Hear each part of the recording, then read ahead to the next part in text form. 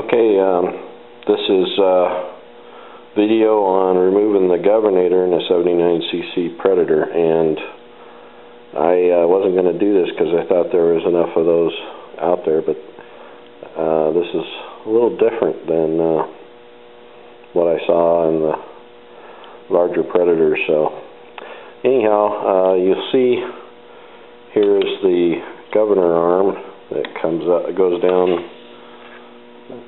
This part comes up through this hole here, and most of the videos I saw, in order to pull this out, they had to cut off this part, top part, so that it wouldn't, when it came down, it wouldn't hit this stuff. With the 79cc, if you have this rotated right, it just comes right on out. You don't have to cut it. The second thing that I noticed is this cap right here, and that's where you pull that off and you can then take it off. Well, I was working on it, and lo and behold, it comes right on out without you having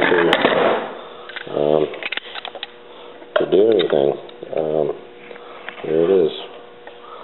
So you don't take that cap off. Matter of fact, that cap is very difficult to get off anyhow because of these tabs on these pieces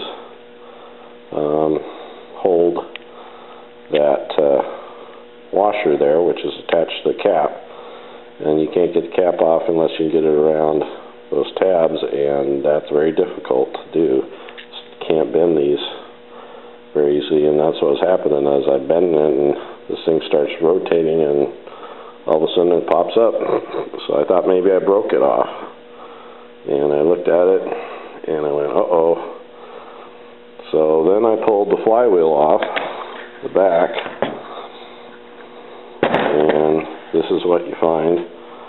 Pull the flywheel off, there's a hole here, and I went, uh-oh, where's the piece that broke off? Looked all around and couldn't find it, so I figured this hole must have been, there must not have been here, and I must not have broke off this piece right here, back of this piece.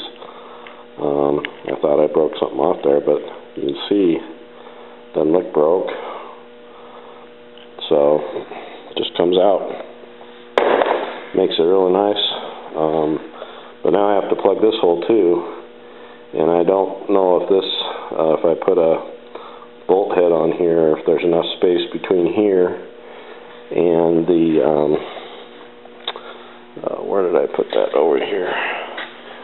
Here's the flywheel. I don't know if there's enough space, so I'll probably just tap and put an Allen screw in there that's flush, and then put some seal in there to keep it from coming out, Loctite, whatever. The other thing about this flywheel, which is kind of interesting, is this plastic piece comes off, which is nice, so that it makes it easier to pull your flywheel. Anyhow, I'll be plugging up this hole and this hole right here, the arm for the governor, with an Allen wrench on that one below and a regular screw on that one. Anyhow, hope that helps you with learning more about this. Okay, here's what I did with the governor.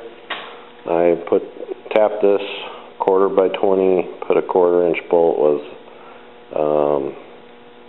there's a lock washer and washer in there, and then I put some Loctite to keep it in.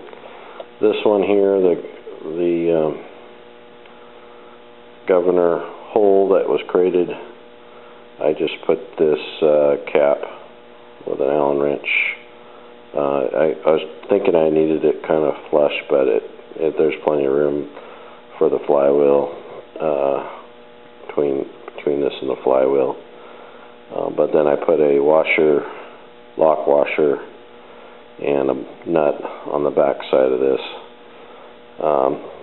So I guess if this loosens up, I'll need to make sure not to run the motor, because that'll mean the nut is could get caught up in the piston and linkage and all that. But anyhow, I think that should stay pretty tight. I put some Loctite on that too, so hopefully it won't go anywhere. Alright, this is the motor after I painted it. Needed to take out that shine. Painted it flat black with a product called VHT Flameproof. You can see that it's rated to 1300 to 2000 Fahrenheit. It's for header and mufflers. And anyhow, turned out nice. It goes on kind of a gloss black and dries out this flat black, which is really nice for camouflage. Don't think they have any, VHT has any camouflage paint, but anyhow, that's looks pretty mean. I like it, and I'll be camouflaging the rest of the engine with some other stuff. Show you later.